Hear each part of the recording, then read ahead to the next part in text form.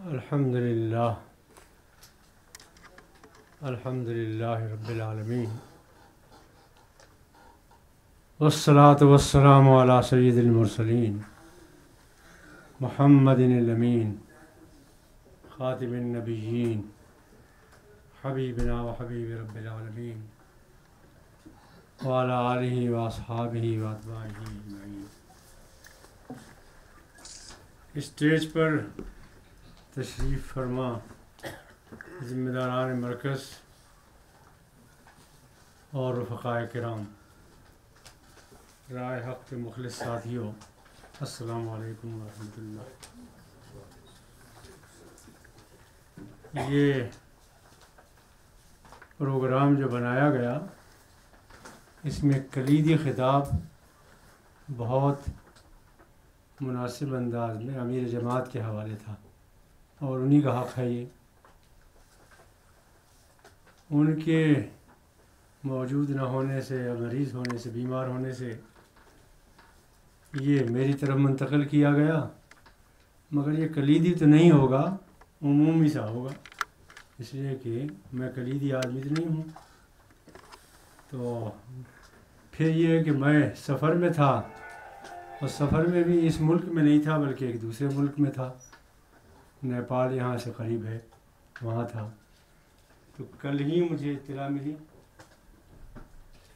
تو سفر میں اطلاع ملے کیسے کلیدی خطاب تیار کیا جائے، یہ بھی ایک مسئلہ ہے۔ تو میری سمجھ میں جو کچھ باتیں آئی ہیں وہ میں عرض کروں گا۔ خیر، یہ تو بہت اچھا کیا رفعت صاحب نے کہ اس میں سوال جواب کاٹ دیے، نہ مجھے حق ہے سوال کرنے کا، نہ آپ کو حق ہے، دونوں طرف سے محرومی ہے۔ تو میں کچھ باتیں عرض کرتا ہوں جو سمجھ میں میرے آ گئی ہیں۔ البتہ ڈر یہ لگ رہا ہے کہ ذمہ داروں کے سامنے ایک عام آدمی کیا باتیں کہے گا۔ بہرحال مل جل کے سوچیں گے، جب اسٹیج پر آپ نے کھڑا کیا ہے تو کچھ نہ کچھ باتیں تو کرنا پڑیں گی۔ مدینے پہنچنے کے بعد اللہ تعالیٰ نے محمد صلی اللہ علیہ وسلم کو 3 ہدایتیں دی ہیں، اور یہ 3 نکاتی پروگرام امت کا دائمی ہے، ابدی ہے، ازلی ہے۔ قیامت تک یہ پروگرام 3 نکات پر مشتمل پروگرام، اس پر امت عمل کرتی رہے گی۔ جنگ بدر کے بعد سورہ آل عمران میں جنگ بدر پر تبصرہ کرتے ہوئے اللہ تعالیٰ نے یہ 3 نکات پر مشتمل پروگرام قرآن میں دیا ہے۔ اس میں پہلی بات تو یہ ہے کہ اس کام کو وہ لوگ کر سکتے ہیں جو کردار کا پیکر ہوں، جن میں کریکٹر ہو، کردار ہو، اور کردار انسان کے عمل سے، انسان کی نشست و برخاست سے، انسان کے شب و روز سے، انسان کے ملنے جلنے سے، ملاقاتوں سے، اور انسان کو دیکھنے سے نظر آتا ہے۔ چنانچہ مصر میں ایک نوجوان قید کیا گیا جیل میں، رہا وہ جیل میں کچھ دنوں۔ ایک دن ایسا ہوا کہ جیل ہی کے 2 آدمی اس کے پاس آئے اور کہنے لگے کہ ہم آپ سے کچھ مشورہ کرنا چاہتے ہیں، آپ سے کچھ بات پوچھنا چاہتے ہیں۔ ہم نے جیل میں سارے لوگوں کو دیکھا، سب سے ملاقاتیں ہیں، لیکن انا نراک من المحسنین، آپ ہمیں بڑے دلکش کردار کے انسان معلوم ہوتے ہیں، بڑے حسن والے معلوم ہوتے ہیں، کردار کا حسن ہے آپ کے پاس، آپ ضرور ہمارا مسئلہ حل کر سکیں گے۔ جیل میں تو اور لوگ بھی تھے، قیدی اور بھی تھے، لیکن انہی کا انتخاب کیوں کیا اس لیے کہ ان کے پاس ان کے چہرے پر کردار کے ان کا نور تھا، اور ان سے کہا انا نراک من المحسنین، آپ ہمیں بڑے حسن والے، بڑے دلکش، بڑی رعنائی والے کردار کے لوگ معلوم ہوتے ہیں، کردار کے آدمی معلوم ہوتے ہیں۔ تو اصل میں پہلی بات یہی ہے کہ جس تحریک سے، جس دعوت سے ہم متعلق ہیں، اس کا پہلا تقاضا تو یہی ہے کہ ہم میں سے ایک ایک موتی سچا ہو۔ ایک ایک موتی سچا ہوگا تو اس سے جو ہار بنے گا وہ پورا ہار صحیح ہوگا، سچا ہار ہوگا۔ بہت ضروری ہے کہ ایک ایک کردار بنے۔ اس کردار کے بنانے کے لیے پہلی بات جو میری سمجھ میں آتی ہے وہ یہ ہے، جو قرآن سے میں نے سمجھی ہے، وہ یہ ہے کہ جو نسب العین ہے، جس ذات پر ایمان ہے، جو دین ہے، اس پر کامل یقین ہو، پختہ یقین ہو۔ اننی ہدانی ربی الی صراط مستقیم دینا قیما ملت ابراہیم حنیفا وما کان من المشرکین۔ دین قیم جو اللہ تعالیٰ نے ہمیں دیا ہے، اس پر مکمل اطمینان ہو، کامل اطمینان ہو۔ جو نسب العین ہم نے اپنایا ہے، اس پر کامل اطمینان ہو، شک و شبہ کا گزر نہ ہو، شک کی کوئی لہر نہ گزرے وہاں سے۔ ایسا قابل اطمینان، ایسی مکمل اطمینان، مکمل ایمان، پورا حق حاصل ہو، اس میں یقین حاصل ہو اس میں۔ پھر اس ذیل میں جو تیاریاں ہم کریں اس یقین کو کامل کرنے کے لیے، پختہ کرنے کے لیے، استقامت تلاش کرنے کے لیے، اپنی تربیت کرنے کے لیے، اپنے کو آگے بڑھانے کے لیے، تو اس میں کامل ارادہ ہو، پختہ ارادہ ہو کہ یہ کام ہمیں واقعتاً کرنا ہے۔ یہ پہلا کام، پہلی بات ہے جس کو اللہ تعالیٰ نے ان الفاظ میں بیان کیا ہے، یا ایھا الذین آمنوا اتقوا اللہ حق تقاتہ۔ اے ایمان لانے والوں، ذرا غور کیجئے کس کی پکار ہے یہ؟ ہم یہاں بیٹھے ہوئے ہیں، باہر سے اگر آواز آئے اور آواز میں یہ کہا جائے کہ جاوید اقبال صاحب، اور جاوید اقبال صاحب سمجھ جائیں کہ امیر جماعت کی آواز ہے، تو ان کا اٹینشن، ان کی توجہ، ان کی کیفیت کیا ہوگی؟ اور اگر یہ معلوم ہو جائے کہ وقت کا کوئی بادشاہ آواز دے رہا ہے تو کیا کیفیت ہوگی؟ سوچیے، غور کیجئے۔ شہنشاہ کائنات کہہ رہا ہے یا ایھا الذین آمنوا، کائنات کا خالق، اے ایمان لانے والوں۔ کیا کیفیت ہونی چاہیے انسان کی؟ غور کرنے کی بات ہے۔ ایک کیفیت طاری ہونی چاہیے کہ وہ پکار رہا ہے جس کے ہم بندے ہیں، بندگی کرنا چاہتے ہیں، اس کے پاس ہمیں جانا ہے، سب کچھ اسی کے قبضے میں ہے، ہماری منتہا، ہمارا حسن انجام بھی اسی کے قبضے میں ہے، اور وہ کہہ رہا ہے، آواز دے رہا ہے۔ پھر آواز بھی کسی معمولی لفظ سے نہیں دے رہا ہے، کہہ رہا یا ایھا الذین آمنوا، اے ایمان والو۔ وہ تسلیم کر لے کہ ہم ایمان والے ہیں تو مسئلہ حل ہے، پھر رہ کیا گیا؟ وہ کہہ رہا ہے ایمان والو۔ تو اس کے جواب میں ہماری اٹینشن، ہماری دل حضوری، توجہ، مکمل توجہ سنجیدگی سے ہو، اور جواب میں ہم یہ کہیں کہ اے پروردگار، تو ہمیں ایمان والا کہہ رہا ہے تو ہم تیرے اس کہنے کی لاج رکھیں گے، انشاءاللہ پورا کریں گے اس حق کو۔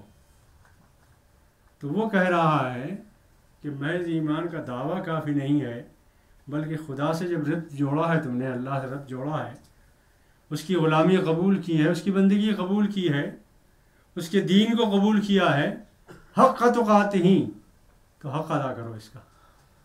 مکمل حق ادا کرنا پڑے گا.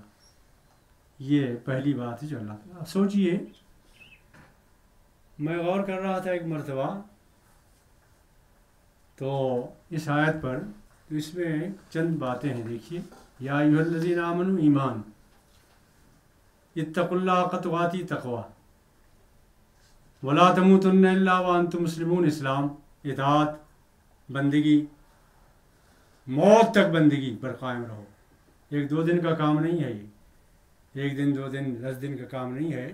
زندگی بھر اطاعت کرنا ہے، زندگی بھر اسلام پر قائم رہنا ہے، مطیع فرمان رہنا، بندگی کرنا ہے. موت کا ذکر ہے اس میں. غور کر رہا تھا میں تو محمد صلی اللہ علیہ وسلم نے نکاح کی مجلس میں جو خطبہ دیا ہے، اس خطبے میں اس آیت کا انتخاب ہے. یا ایھا الذین آمنوا اتقوا اللہ حق تقاتی ولا تموتن الا وانتم مسلمون.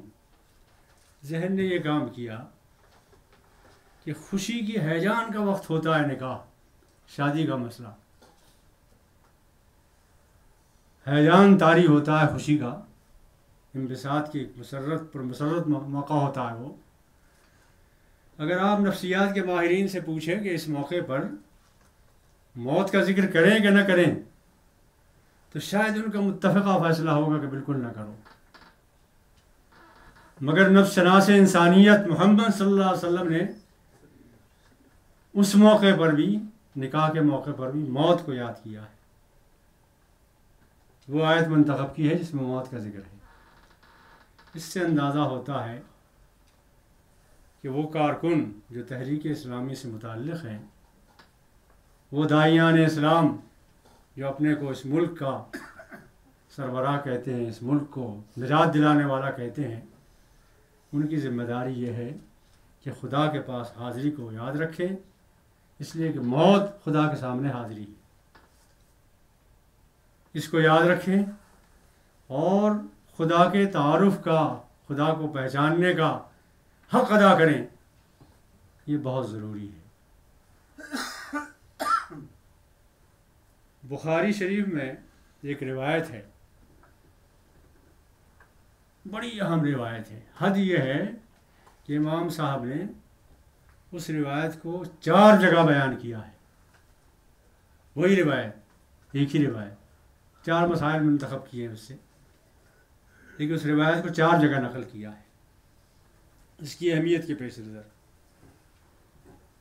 اس میں بات اللہ تعالیٰ نے یہ کہی ہے، رسول اللہ صلی اللہ علیہ وسلم نے یہ فرمایا ہے اس میں کہ قیامت کے دن 7 قسم کے لوگ وہ ہوں گے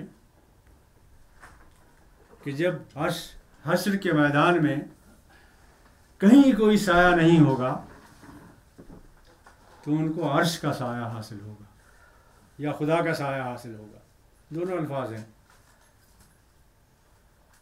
یہ 7 قسم کے انسان، ان میں سے 6 کو تو آپ تلاش کیجیے گا، مطالعہ کیجیے گا، دیکھیے گا، اس لیے کہ تربیت کی جگہ ہے، تربیت گاہ ہے. تو اشارے میں کہہ رہا ہوں، اس تربیت سے آپ فائدہ اٹھائیں. زندگی بھر کا کام ہے، یہ کرنے کا کام ہے، زندگی بھر کا، 1-2 دن کا تو کام ہے نہیں، مسلسل کرتے رہنا ہے. یہ تربیت بھی مسلسل حاصل کرنا ہے. ان میں سے ایک کا ذکر جو بخاری میں ہے، میں عرض کرتا ہوں، اور اس کا تجربہ آج ہی کیجیے، تربیت کے نقطہ نظر سے کیجیے، آج ہی تجربہ کر لیجیے گا.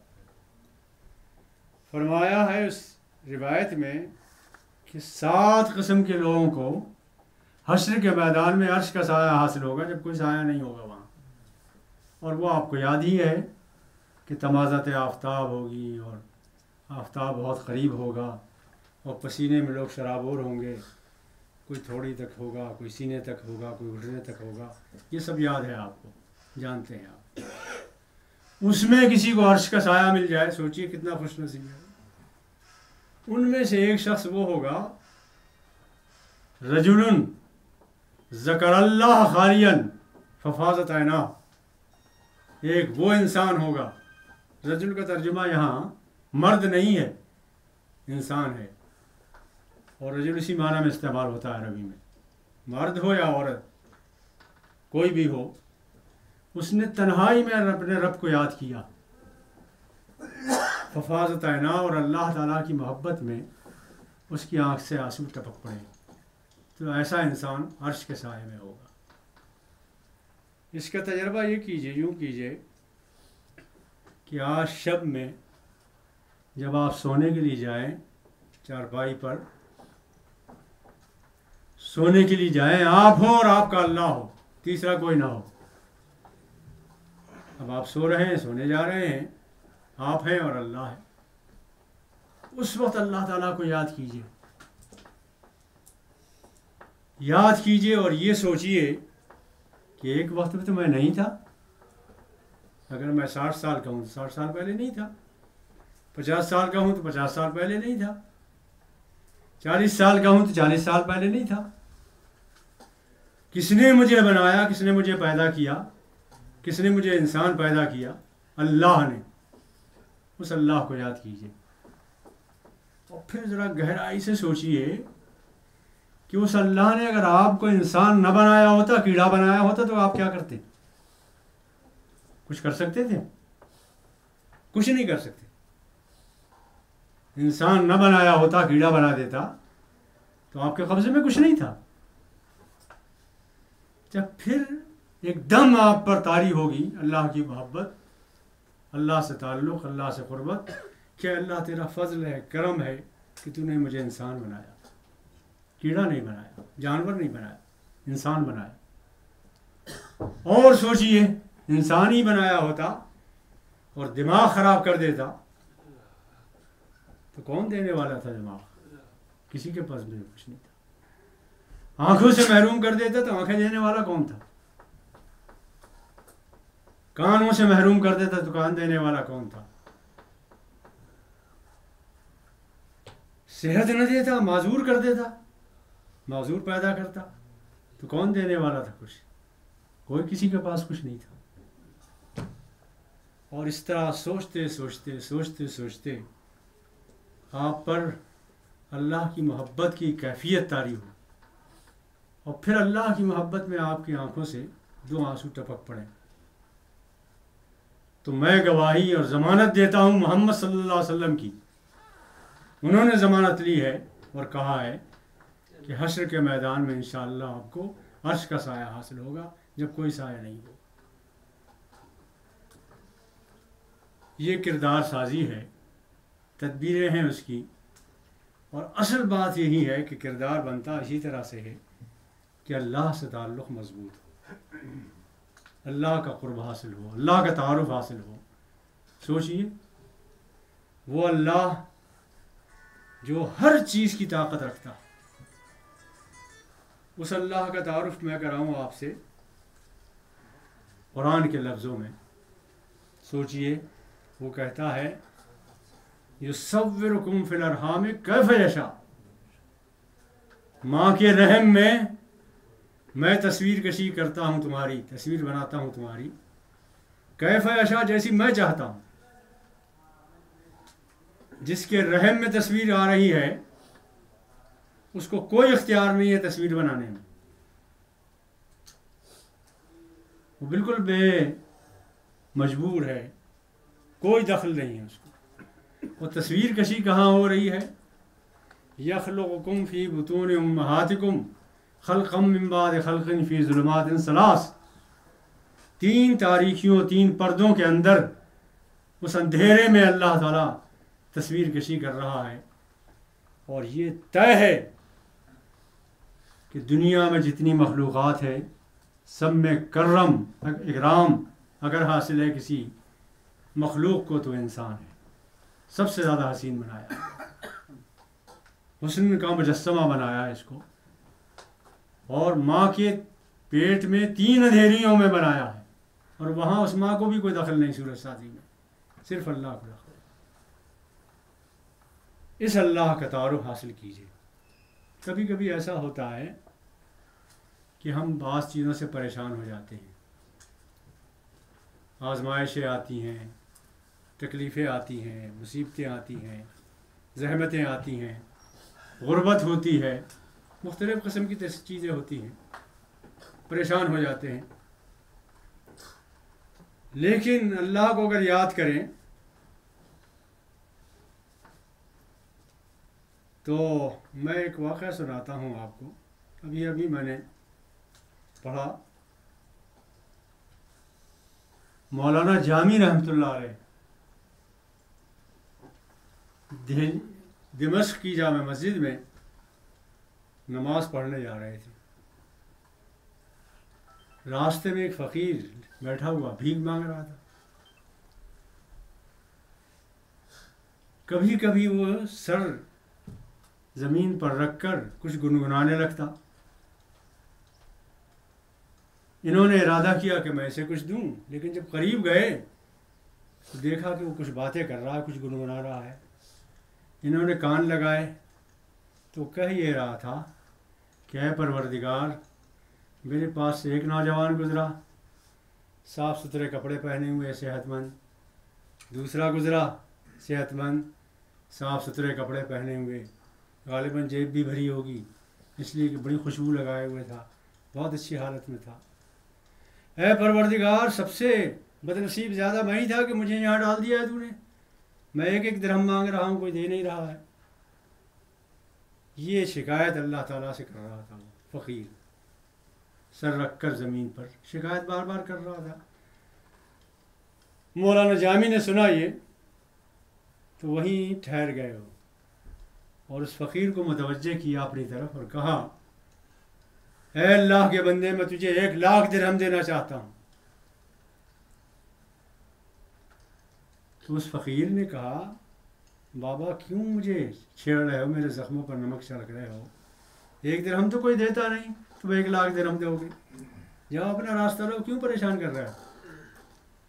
مولانا جامی نے کہا نہیں، میں سنجیدہ ہوں، دینا چاہتا ہوں، 1,00,000 درہم دینا چاہتا ہوں، سنجیدہ ہوں، مگر ایک شرط ہے میری. فقیر اٹھ کر بیٹھ گیا اور اس نے کہا کہ اگر تم باقی سنجیدہ ہو 1,00,000 درہم دینے میں تو ایک شرط کیا، میں 10 شرطیں ماننے کو تیار ہوں، تم بتاؤ.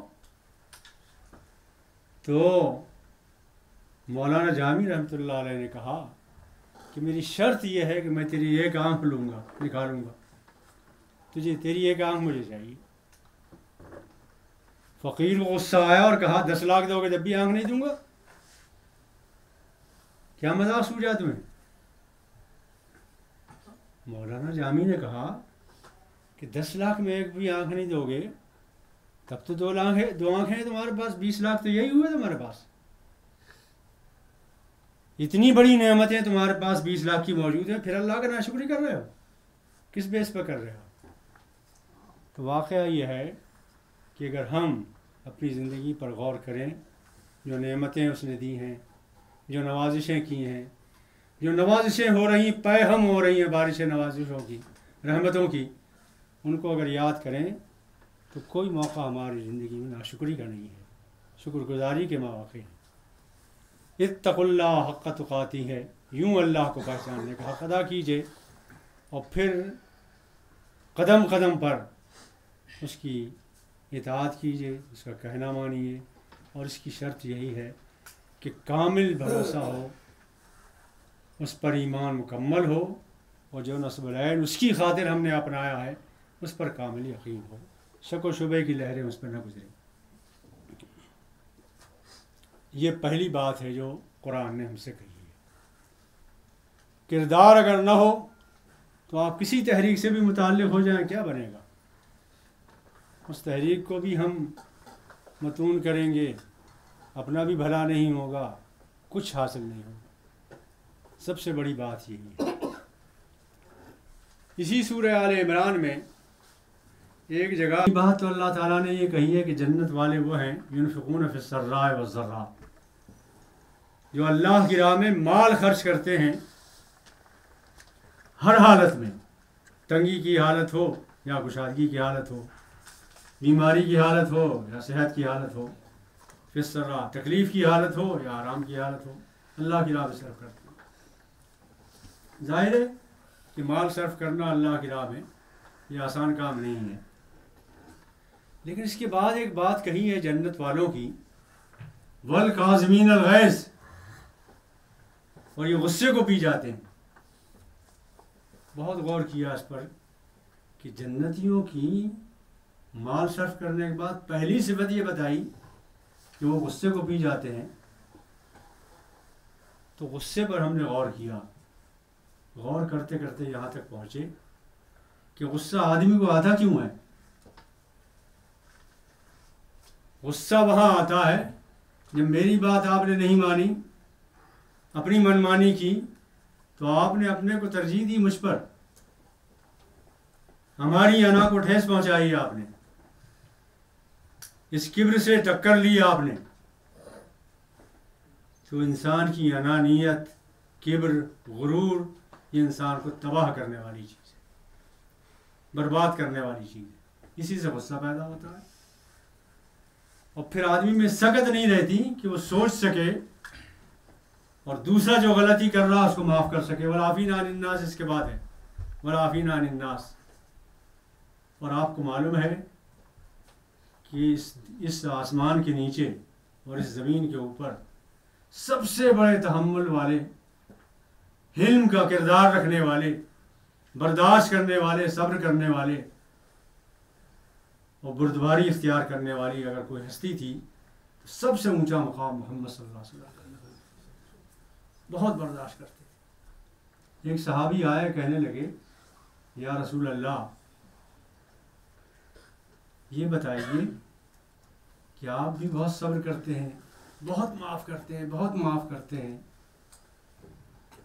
اور اللہ بھی بہت معاف کرتا ہے، مگر مجھ سے تو نہیں ہو پاتا، میرے ملازمین بہت ہیں، بڑا نقصان کرتے ہیں، بہت نقصان کرتے ہیں، آخر کہاں تک معاف کروں.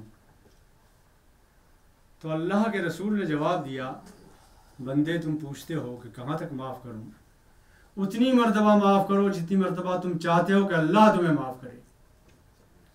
یہ جواب کوئی پیغمبر ہی دے سکتا کہ ہر ایک کے بس کی بات نہیں. ہم گناہوں میں لت پت ہوتے ہیں، چاہتے ہیں اللہ معاف کر دے، مگر اسی نے تو کہا ہے کہ تم بھی معاف کرو. معاف کرنے کی ہمت نہیں ہے تو کس منہ سے مانگ رہے ہو اللہ تعالیٰ سے معافی. والعافین عن الناس. اب میں آپ سے بات عرض کرنا چاہتا ہوں، یہ ہے کہ 5 کچھ اور صفات ہیں، 2-3 تو میں نے بتائیں، کچھ اور صفات ہیں. آخر میں ایک بات اللہ تعالیٰ نے کہی اور اسی پر اسم موصولہ ہے، اسم موصول کے ساتھ بیان کیا کہ انہی کی صفت میں سے یہ ہے والذین اذا فعلوا فاحشہ. یہ انسان جو اللہ کی راہ میں صرف کر رہا ہے، جو غصے کو پی جاتا ہے، معاف کرنے والا بھی ہے، اپنی زندگی بنانے کی فکر بھی ہے، متقی بھی ہے. والذین اذا فعلوا فاحشہ، جب اس سے کوئی فوش کام ہو جاتا ہے. اس کے معنی یہ ہے کہ تربیت کے کسی مقام پر پہنچ کر بھی یہ اطمینان آپ نہ کر لیں کہ اب گناہ نہیں ہوگا، اب غلطی نہیں ہوگی، کسی مقام پر بھی پہنچ جائے. اس لیے کہ ہوتا یہ ہے کہ اگر آپ بہت ذہین ہیں، بہت سمجھدار ہیں، بہت زیرک ہیں، تو اللہ تعالیٰ اس سے زیادہ زیرک شیطان آپ کے ساتھ لگا دیتا ہے. معمولی شیطان نہیں لگاتا، جو جتنا بڑا ہوتا ہے اتنا بڑا شیطان لگا دیتا ہے، اور وہ ہر وقت فکر میں ہے. والذین اذا فعلوا فاحشہ وظلموا انفسهم، یہ اپنی جانوں پر ظلم کر بیٹھتے ہیں. ذکر اللہ، تو انہیں اللہ یاد آتا ہے. فاستغفروا لذنوبہم، اور وہ گناہوں کی مغفرت چاہنے لگتے ہیں، گناہوں کی مغفرت چاہنے لگتے ہیں. ومن یغفر الذنوب الا اللہ، ان کے دل سے آواز نکلتی ہے کہ اللہ کے سوا تو کوئی معاف کرنے والا نہیں. وَلَمْ يُصِرُّوا عَلَىٰ مَا فَعَلُوا وَهُمْ يَعْلَمُونَ، اور جانتے پوچھتے وہ اصرار نہیں کرتے اپنے گناہوں پر، کنٹینیو نہیں رکھتے، اسے توبہ کر لیتے ہیں.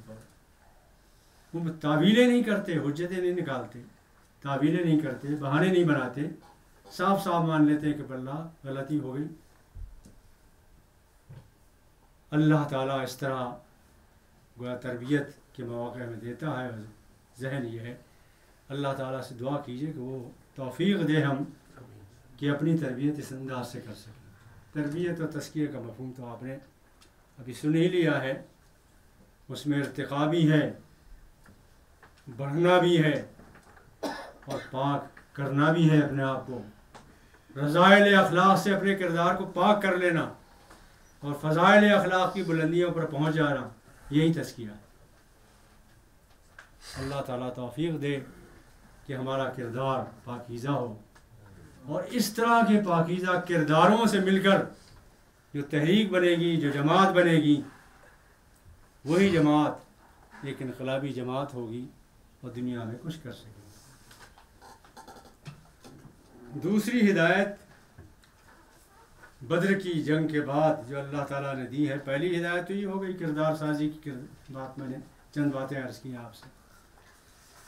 دوسری بات اللہ تعالیٰ نے یہ کہی ہے، وَاعْتَصِمُوا بِحَبْلِ اللَّهِ جَمِيعًا وَلَا تَفَرَّقُوا۔ اے مسلمانوں، ایمان لانے والوں، تم سب مل کر اللہ کی رسی کو مضبوط تھام لو اور ایک امت بن جاؤ، امت واحدہ بن جاؤ، فرقوں میں نہ بٹو، ولا تفرقوا، فرقوں میں نہ بٹو، گروہوں میں نہ بٹو، الگ الگ ٹولیاں نہ بناؤ، اپنی الگ الگ مسلکوں پر نہ جاؤ، سب مل کر ایک دین، ایک قرآن کی بنیاد پر متحد ہو جاؤ اور ایک جماعت بن جاؤ۔ یعنی مسلمان ملت متحد ہو جائے، ہم تمام مسلمانوں کو مخاطب کریں اور ان کو متحد ایک امت بنائیں، اس کی کوشش کریں۔ ہمارا فریضہ، ہمارا نصب العین، ہمارا کام، ہماری منزل اقامت دین ہے، اقامت فقہ نہیں ہے۔ فریضہ اقامت دین ہمارا کام، نصب العین ہے۔ مسلک، فریضہ مسلک، اقامت مسلک، اقامت فقہ، یہ ہمارا مسلک نہیں ہے۔ تمام امت کو ہم جمع کر کے، متحد کر کے، شرک کے خلاف، الحاد کے خلاف، سیکولرزم کے خلاف، ان تمام چیزوں کے خلاف اکٹھا کرنا چاہتے ہیں، متحد کرنا چاہتے ہیں کہ جن حالات میں اللہ تو نے ہمیں گھیر دیا ہے، 350 سال سے ہم پستی میں ہیں، زوال میں ہیں، بہت برا حال ہے ہمارا، اے اللہ تو اس سے ہمیں نکال دے، صرف اپنا بندہ بنا دے، اپنی بندگی کے مواقع ہمیں عطا کر، کسی اور کی بندگی ہم نہ کریں۔ اور جتنے بھی نظام ہیں، جتنے بھی مسلک ہیں، ان مسلکوں سے ہمارا تعلق نہیں، نہ ان کا قائم کرنا ہمارا کام ہے۔ ہاں البتہ امت کو متحد کرنا چاہتے ہیں، اور یہی اللہ تعالیٰ کی ہدایت ہے، وَاعْتَصِمُوا بِحَبْلِ اللَّهِ جَمِيعًا وَلَا تَفَرَّقُوا۔ یہ جس حال میں آپ بیٹھے ہیں، یہ حال اتحاد کا ثمرہ ہے۔ اتحاد کیا ہے کچھ چیزوں نے تو حال بن گیا ہے، اور حال جس مقصد سے بنایا گیا وہ فائدے حاصل ہیں اس سے۔ بارش ہوگی آپ محفوظ رہیں گے، برف باری ہوگی آپ محفوظ رہیں گے، تیز جھکڑ چلیں گے آپ محفوظ رہیں گے، جو مقاصد ہیں اس کے وہ حاصل ہو رہے ہیں اتحاد کی وجہ سے۔ اتحاد میں اور انضمام میں ایک فرق ہے، ہم انضمام نہیں چاہتے، اتحاد چاہتے ہیں۔ اتحاد کے معنی یہ ہے کہ اس عمارت میں جو لوہا لگا ہے وہ اپنی جگہ لوہا ہے، جو لکڑی لگی ہے وہ لکڑی ہے، جو پلاسٹک ہے وہ پلاسٹک ہے، جو بجلی کے تار ہیں وہ بجلی کے تار ہیں، جو سیمنٹ لگا ہے وہ سیمنٹ ہے اپنی جگہ، جو سریا لگا ہے وہ سریا ہے، جو مسالہ لگا ہے وہ مسالہ ہے۔ اس میں سے کسی چیز نے اپنی حیت نہیں بدلی، لکڑی پلاسٹک نہیں بن گئی، پلاسٹک لوہا نہیں بن گیا، اپنی جگہ سب ہیں، لیکن سب متحد ہو کر ایک مقصد کو پورا کر رہے ہیں۔ اس طرح تمام لوگ مسلمان جو آج ہیں، جن جن مسلکوں میں ہیں وہ تسلیم کرتے رہیں، اسے اس پر عمل کرتے رہیں، لیکن شرک کے خلاف، کفر کے خلاف، خدا کی بغاوت کے خلاف اور بغاوت پر مبنی نظاموں کے خلاف ہم چاہتے ہیں کہ متحد ہو جائیں۔ وہ اپنی جگہ حنفی رہیں، سلفی سلفی رہیں، بریلوی بریلوی رہیں، دیوبندی دیوبندی رہیں، لیکن اس مقصد کے لیے کہ ہم سب مل کر آزادی کے ساتھ اللہ کی بندگی کر سکیں اور صرف اللہ کی بندگی کر سکیں، اس کام کو اور اس نصب العین کو حاصل کرنے کے لیے ہم سب متحد ایک امت ہو جائیں تو یہ بہت بڑا کام ہوگا۔ اور نبی صلی اللہ علیہ وسلم جب دنیا سے تشریف لے جا رہے تھے تو یاد ہوگا وہ خطبہ آپ کو، جو آخری خطبہ دیا تھا، فرمایا تھا کہ ترکت فیکم امرین یا ثقلین، تمہارے درمیان دو چیزیں چھوڑے جا رہا ہوں، عزو علیہا بالنواجس، دانتوں سے مضبوط پکڑے رہنا ہے، چھوڑنا نہیں۔ اگر تم نے ان چیزوں کو چھوڑا تو ایک دوسروں کی گردنیں کاٹتے رہو۔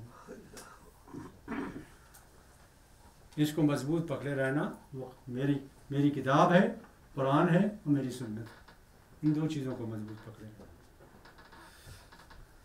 پھر پوچھا امت سے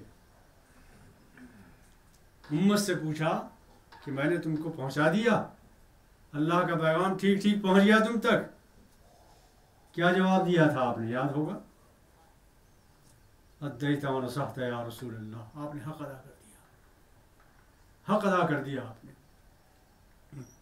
پھر بھی اطمینان نہیں ہوا محمد صلی اللہ علیہ وسلم کو، تو انہوں نے آسمان کی طرف دیکھا، انگلی اٹھائی اور کہا اے اللہ دیکھ تیرے بندے کیا گواہی دے رہے ہیں، یہ گواہی دے رہے ہیں کہ میں نے پہنچا دیا، اللہم اشہد، تو بھی گواہ بن جا اللہ۔ پھر دوبارہ کہا اللہم اشہد، اے اللہ تو بھی گواہ بن جا۔ پھر تیسری بار کہا اللہم اشہد، اے اللہ تو بھی گواہ بن جا۔ اور اس کے بعد جو کہا ہے اسے سنیے، فَلْيُبَلِّغُ الشَّاهِدُ الْغَائِبُ، اور جو یہاں حاضر ہیں وہ ان کو پہنچاتے رہیں قیامت تک، جو یہاں سے غائب ہیں، ابھی نہیں آئے ہیں۔ وآخرین منہم لما یلحقوا بہم، یہ آیت چھوڑ دی نا، یہ پڑھی تھی؟ اچھا، وآخرین منہم لما یلحقوا بہم، اور جو آخر قیامت تک آتے رہیں گے، جو ابھی ملے نہیں ہیں آگے، ان تک بھی یہ پیغام پہنچنا ہے۔ ہم پیداوار ہیں اسی پیغام کی، یہ تحریک اسلامی جو اس دور میں ہے یہ پیداوار ہے فَلْيُبَلِّغُ الشَّاهِدُ الْغَائِبَ کی، اسی ہدایت پر عمل کر رہے ہیں، اور اس ہدایت پر عمل کرتے ہوئے وہ پیغام ہمیں پہنچانا ہے جو محمد صلی اللہ علیہ وسلم نے پہنچایا تھا دنیا کو، اور اس کی جڑ، اس کی بنیاد، اس کا سرچشمہ توحید ہے۔ اور توحید یہ ہے کہ قانون بھی اللہ کا ہو، حکم بھی اللہ کا ہو، بندگی بھی اللہ کی ہو، کسی اور کی بندگی ہرگز نہ کی جائے، صرف عبادت ہی اللہ کی نہ ہو۔ کسی دور میں، کسی ملک میں کبھی بھی عبادت میں کوئی پریشانی نہیں آتی، آپ رات بھر تہجد پڑھیں کوئی حکومت نہیں روکے۔ بات جہاں سے بگڑتی ہے، رکاوٹیں جہاں سے پڑتی ہیں، وہ اطاعت میں پڑتی ہیں۔ ہم اللہ کی اطاعت کرنا چاہتے ہیں، معاش کی زندگی میں بھی، معیشت کی زندگی میں بھی، سیاست کی زندگی میں بھی، ہر زندگی میں اللہ کی اطاعت کرنا چاہتے ہیں۔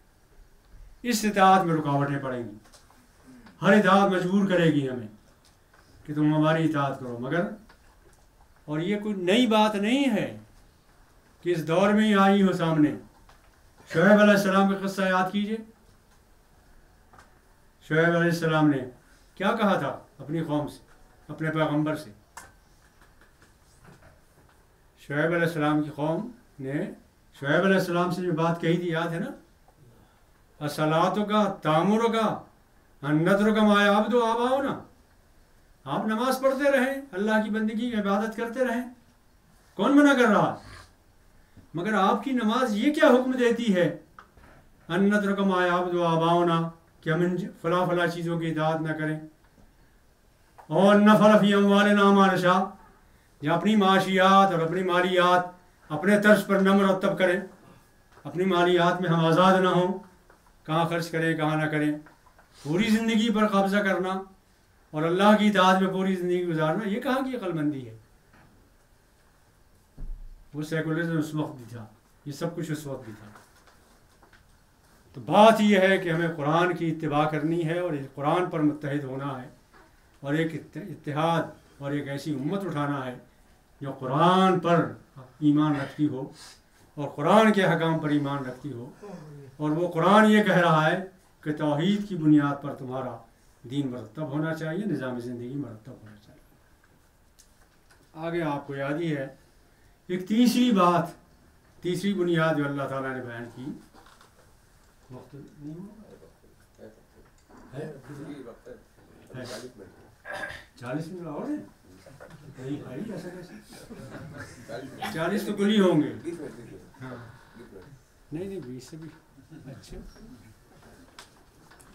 خیر جس کشادگی سے یہ وقت دے رہا ہے میں بات پوری ہو جائے گی انشاءاللہ. تو تیسری بات جو اللہ تعالیٰ نے کہی ہے اس کو ذرا سب پورا کر لیجئے. وَاعْتَصِمُوا بِحَبْلِ اللَّهِ جَمِيعًا وَلَا تَفَرَّقُوا وَاذْكُرُوا نِعْمَتَ اللَّهِ عَلَيْكُمْ إِذْ كُنْتُمْ أَعْدَاءً. تم آپس میں لڑائی جھگڑا کرتے تھے، دشمن تھے ایک دوسرے کا. فَأَلَّفَ بَيْنَ قُلُوبِكُمْ، تو اللہ تعالیٰ نے جوڑ دیے تمہارے دلوں کو. فَأَصْبَحْتُمْ بِنِعْمَتِهِ إِخْوَانًا، اور اس نعمت اسلام کی بدولت تم بھائی بھائی بن گئے. میں نے ابھی کتاب پڑھی تھی، انور الجندی کی کتاب ہے. حسن البنا شہید رحمۃ اللہ علیہ کے حالات زندگی لکھے ہیں انور الجندی نے. بڑی شاندار کتاب ہے، کہیں سے میسر آیا ضرور پڑھیے. کیا نام ہے کتاب کا؟ ہاں ارے کچھ تو مدد کیجیے نا بھائی، نہیں معلوم. اچھا بہرحال حسن البنا شہید کی خدمات پر کتاب ہے وہ. اس میں ایک واقعہ لکھا انہوں نے. واقعہ یہ لکھا ہے انور الجندی نے کہ حسن البنا شہید رحمۃ اللہ علیہ کو اگر مضمون دیا جاتا تھا اقتصادیات کا، سیاسیات کا، اخلاقیات کا، تربیت کا، کوئی بھی موضوع دیں تو موضوع کا اختتام اس پر ہوتا تھا کہ اے اللہ کے بندو بھائی بھائی بن کر رہو. اخوت و محبت پر اختتام ہوتا تھا اس کا. ایک دن کسی نے ان سے پوچھا کہ حسن البنا یہ کیا قصہ ہے؟ آپ کو موضوع دیا جاتا معاشیات کا، موضوع دیا جاتا ہے اقتصادیات کا، موضوع دیا جاتا ہے عالی زندگی کا، فضائل اخلاق کا، لیکن آپ کی تقریر کا اختتام ہوتا ہے اس پر کہ تمام لوگ مل کر اخوت و محبت قائم کریں. اخوت و محبت آپ کے اندر نظر آنا چاہیے. یہ کیا بات ہے؟ تو انہوں نے کہا کہ سچی اور مخلصانہ اخوت و محبت کے بغیر تحریک اسلامی کبھی کامیاب نہیں ہو سکتی. مجھے نہیں معلوم کہ کوئی تحریک میں کامیاب ہو سکتی ہے. یہ فرماتے تھے فَأَصْبَحْتُمْ بِنِعْمَتِهِ إِخْوَانًا، ایک دوسرے کی ٹانگیں نہ کھینچنا، گردنیں نہ مارنا، بلکہ باہمی محبت اور اخلاص میں مخلص ہونا، ایک دوسرے کی خیرخواہی کرنا، غمخوار بننا اور بہی خواہ بننا اور محبت کرنا. اور یہ جو نماز ہم پڑھتے ہیں اور صفوں میں مل کر کھڑے ہوں بار بار، جو امام ہم سے کہتا ہے بدن سے بدن ٹچ کرے تو محبت پیدا ہوتی ہے، خلوص پیدا ہوتا ہے، عافیت پیدا ہوتی ہے، قربت پیدا ہوتی ہے. اللہ تعالیٰ اس قربت اور اس اخوت کو عطا فرمائے. بہت بڑی نعمت ہے یہ. اور اگر ہم اسی صورت میں تو ہے ان اللہ یحب الذین یقاتلون فی سبیلہ صفا کانہم بنیان مرصوص. اور اب تو ہمارے امیر جماعت اور یہ کئی علماء بنیان مرصوص کی بات کرتے ہیں. الحمدللہ ہم بھی کرتے ہیں اور جماعتیں بھی بنیان مرصوص بن رہی ہیں الحمدللہ. اللہ تعالیٰ واقعی ہمیں بنیان مرصوص بنائے اور توفیق دے اس بات کی. اس کی توفیق کے بغیر کچھ نہیں ہوتا. توفیق دینے والا صرف وہی، وہ نہ دے تو ہم کچھ نہیں کر سکتے. تیسری بات جو اللہ تعالیٰ نے کہی ہے اسی سورہ بدر کی جنگ کے بعد تبصرہ کرتے ہوئے، تیسرا نقطہ جس پر امت کو اٹھنا چاہیے، دو تو آپ نے میں نے عرض کی ہے، تیسرا ہے وَلْتَكُمْ مِنْكُمْ أُمَّةٌ، تم میں ایک جماعت وسیع ہونی چاہیے، يَدْعُونَ إِلَى الْخَيْرِ، جو خیر کی طرف بلائے. خیر پر الف لام ہے. اس کے معنی یہ خیر کی جتنی قسمیں ہیں، خیر کے جتنے شعبے ہیں، ان سب کے مجموعے کی طرف بلاؤ لوگوں. اور وہ ہے اسلام. خیر کا مجموعہ اسلام ہے. اس میں ٹاپ کی بات وہی ہے توحید. اننی انا اللہ لا الہ الا انا فاعبدنی واقم الصلاۃ لذکری. انا کہنے کا مستحق صرف میں ہوں. اللہ کہتا ہے انا میرے لیے ہے صرف, کسی کے لیے انا نہیں ہے, کسی طاقت کے لیے, کسی اقتدار کے لیے, کسی نظام کے لیے. انا کے لیے میں ہوں. تو یدعون الی الخیر ویامرون بالمعروف وینہون عن المنکر, اس طرح اٹھے ایک جماعت. اور اصل بات تو یہ ہے کنتم خیر امہ, کہ تم سب مل کر ایک خیر امت ہو. اللہ نے جو مقام پر دیا ہے ہمیں وہ خیر امت کا دیا ہے. کنتم خیر امہ اخرجت للناس, تم خیر امت ہو اور انسانوں کے لیے اٹھائے گئے ہو. مجھے نہیں یاد ہے کہ کسی ایک مفسر نے بھی یہ لکھا ہو کہ کنتم کا خطاب مردوں سے, کسی مفسر نے نہیں لکھا.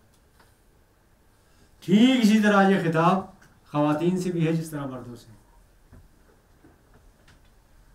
اور پھر یہ بھی تخصیص نہیں ہے کہ اس میں علماء ہوں, دانشور ہوں, کالج کے پروفیسر ہوں.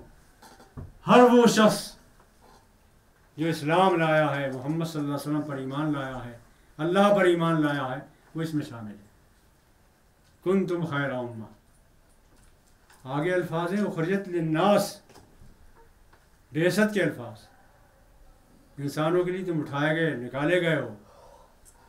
تم خدرہ امت نہیں ہو جس طرح خدرہ امتیں اور ہیں, بلکہ اللہ نے اپنی مشیت کے تحت تمہیں اٹھایا ہے کسی کام کے لیے, جس طرح اب تک انبیاء بھیجے جاتے تھے. اب انبیاء نہیں آئیں گے, یہ امت ہی وہ کام کار رسالت کرے گی, وہ قیامت تک جاری رہے گا. وہ کار رسالت ہمیں کرنا ہے. آگے الفاظ ہیں تامرون بالمعروف وتنہون عن المنکر. غور کیجئے, تعظون نہیں ہے, نصیحت کرنا نہیں ہے, واعظ کہنا بھی نہیں ہے. تعظون وغیرہ نہیں ہے الفاظ. تامرون بالمعروف وتنہون عن المنکر. اصل مقام یہ ہے کہ آپ بزور معمور بھی کر سکیں, لوگوں کو حکم بھی دے سکیں, اور بزور روک بھی سکیں برائیوں کو. یہ اصل مقام ہے ہمارا. اور اللہ تعالیٰ کا فضل و کرم ہم پر رہا ہے کہ 1000 سال تک تقریباً ہم نے اسی انداز سے یہ کام کیا. حق نہ ادا کر سکے اس لیے معذور کر دیے گئے, یہ الگ بات ہے. لیکن انشاءاللہ تعالیٰ اگر صحیح رخ پر چلتے رہے تو اللہ تعالیٰ پھر نوازے گا. اس لیے کہ موسیٰ علیہ السلام سے قوم نے کہا اوذینا من قبل ان تأتینا ومن بعد ما جئتنا. اے موسیٰ, آپ پر ایمان لانے سے فائدہ کیا ہوا ہمیں؟ آپ پر ایمان نہیں لائے تھے جب بھی ستائے جا رہے تھے, جب بھی پست تھے. آپ پر ایمان لے آئے جب بھی پست تھے, ستائے جا رہے ہیں. تو اللہ تعالیٰ نے کیا کہا؟ قالوا اوذینا من قبل ان تأتینا ومن بعد ما جئتنا قال عسى ربكم ان يهلك عدوكم. بہت جلد ایسا ہونے والا ہے کہ تمہارے دشمن کو اللہ ہلاک کر دے گا. وَيَسْتَخْلِفَكُمْ, اور تمہیں عطا کرے گا. فَيَنْظُرَ كَيْفَ تَعْمَلُونَ. لیکن یہ کوئی اقتدار مل جانا اور منصب امامت پر آ جانا یہ کوئی مطلوب چیز نہیں ہے. مطلوب یہ ہے کہ تم عمل کیسے کرتے ہو, کردار کیا اختیار کرتے ہو, کام کیا کرتے ہو. اس لیے کہ صاحبان اقتدار نے بھلا کام بھی کیا ہے اور برا کام بھی کیا ہے. ایک پر لعنتیں ہو رہی ہیں اور ایک کے لیے دعائیں ہو رہی ہیں. یہ سب ہوتا ہے. اس میں ایک تقریر کی ہے موسیٰ علیہ السلام نے, جب قوم نے یہ کہا ان سے, تو ایک تقریر کی ہے. یہ تقریر نقل کی ہے اللہ تعالیٰ نے سورہ اعراف میں. اور اس تقریر کے 4 پوائنٹ ہیں. 4 باتیں موسیٰ علیہ السلام نے امت مسلمہ سے, اس وقت کی امت مسلمہ سے کہی. 4 میں سے 3 آپ تلاش کریں, ڈھونڈیں کیا ہے وہ. تربیت کی نشست ہے, آپ تلاش کریں گے انشاءاللہ ملے گی. سورہ اعراف کا میں نے حوالہ دیا, اس میں ہے. ان میں سے ایک بات میں عرض کرتا ہوں کہ موسیٰ علیہ السلام کی تقریر کے 4 پوائنٹ میں سے ایک پوائنٹ کا میں ذکر کرتا ہوں. انہوں نے کہا ان الارض للہ، زمین اللہ کی ہے، فرعون کی نہیں ہے. تم اگر یہ سمجھ رہے ہو کہ یہ اس کو اقتدار حاصل ہے تو یہ ہمیشہ رہے گا. 2 مہینے رہتا، تیسرے مہینے نہیں ہوتا. یہ سب ہم دیکھتے ہیں اپنی آنکھوں سے. ان الارض للہ یورثھا من یشاء من عبادہ، وہ جس کو چاہتا ہے کچھ مدت کے لیے دے دیتا ہے اس کی آزمائش کے لیے. فینظر کیف تعملون، یہ دیکھنا چاہتا ہے کہ ان کو دیں تو یہ کیا کرتے ہیں. اس لیے دوستوں اور بھائیوں، تیسرا کام ہمارا یہ ہے کہ ہم دعوت کا کام اسی نقطۂ نظر سے، اسی مقصد کے لیے، اسی انداز سے مسلسل کرتے رہیں اور اس میں 2 باتوں کا لحاظ رکھیں. اور دونوں باتیں اللہ کی ہیں، میری نہیں ہیں. اللہ تعالیٰ نے فرمایا ہے وَسَارِعُوا إِلَىٰ مَغْفِرَةٍ مِّن رَبِّكُمْ، مٹر گشتی نہ کرنا، ٹال مٹول نہ کرنا، سستی کاہلی مت دکھانا. سارعوا، بڑھو آگے، تیز جاؤ. وقت نکلا جا رہا ہے، عمر پوری ہو رہی ہے. جو سیاہی میں سفید ہو چکی ہیں داڑیاں، بال سفید ہو چکے ہیں، قبر بہت قریب ہے. سارعوا، آگے بڑھو، تیزی دکھاؤ. اور پھر یہی آیت دوبارہ نقل ہوئی ہے سورہ حدید میں، یہی آیت ہے. وہاں سابقو کہا ہے، ایک دوسرے سے سبقت لے جاؤ، اس دوسرے سے آگے بڑھو. یہ نہ سوچو کہ یہ تو چل نہیں رہا ہے میں کیوں چلوں. یوں سوچو یہ میں اتنا تیز چلوں کہ اس کو بھی دوڑ لگانا پڑے میرے پیچھے، اور آگے بڑھو. اسی سابقوں اور سارعوں کے نتیجے میں صحابہ کرام دین کے معاملے میں ایک دوسرے سے آگے نکلنے کی کوشش کرتے تھے. آپ کو یاد ہوگا وہ وقت جب غزوہ تبوک میں محمد صلی اللہ علیہ وسلم لوگوں سے کہہ رہے تھے کہ جو زیادہ سے زیادہ دے سکو دو، تو حضرت عمر رضی اللہ تعالیٰ عنہ گھر کا آدھا مال لے آئے تھے. پوچھا رسول اللہ صلی اللہ علیہ وسلم نے عمر کیا لائے ہو؟ تو فرمایا انہوں نے یا رسول اللہ آدھا مال لے آیا ہوں. اس کے بعد ابو بکر صدیق آئے تو پوچھا کہ آپ کیا لائے ہیں؟ کہا یا رسول اللہ سب اٹھا لایا. تو حضرت عمر حیران رہ گئے، کہنے لگے آج مجھے امید تھی کہ میں آگے بڑھ جاؤں گا، مگر اللہ کی قسم ابو بکر سے میں آگے نہیں بڑھ سکتا. بہت اونچا مقام ہے ان کا.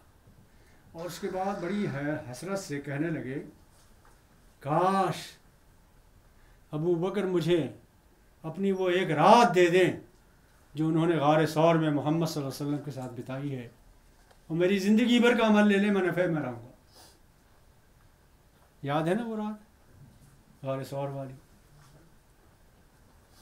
حدیث میں جو اس کے نقشہ آتا ہے بہت عبرت انگیز ہے، بہت ایمان کو تازہ کرنے والا ہے. پڑھیے اسے، مطالعہ کیجیے اس کا. اللہ تعالیٰ توفیق دے کہ ان 3 نکات پر مشتمل جس امت کو اٹھایا گیا، یہ 3 نکاتی پروگرام دیا گیا ہے، ان 3 نکات پر ہم اپنے آپ کو مرتب کر سکیں، منظم کر سکیں، ان کا حق ادا کر سکیں. وآخر دعوانا الحمدللہ رب العالمین. 5 منٹ پہلے، کم سے کم 5 منٹ پہلے، 4 منٹ پہلے جیسا گاہ میں تشریف لے آئے، کوئی بھی نشست گاہ شروع ہونے سے پہلے. اور مدھیہ پردیش کے رفقا تو تشریف لے آئے تھے، لیکن دہلی کے رفقا بہت دیر تک آتے رہے. اور ان رفقا کے بعد اور حلقے نے جن کا نام یہاں پیش کیا تھا وہ بھی کافی دیر میں آئے. اور مولانا محمد یوسف رضائی صاحب کی تقریر کے بہت قیمتی اجزاء سے کہ ہر نشست کے آغاز میں وقت سے 2-4 منٹ پہلے یہاں تشریف لے آئیں، اور بار بار یہ اعلان کرنا کہ نشست کا آغاز ہو رہا ہے، آپ لوگ تشریف لائیں. نشست کا کام کا اعلان کیا جاتا ہے انشاءاللہ. پھر اسی جگہ پہ ہم لوگ تربیتی اجتماع ہے تو 10 منٹ پہلے کیوں ختم کر رہے ہیں؟ جی کر دیا گیا تو بہت طویل تقریر کا وقت ملا، مولانا نے پورا کنزیوم نہیں کیا، ورنہ 12 بجے اس کو ختم ہونا تھا. 12 بجے 5-6 منٹ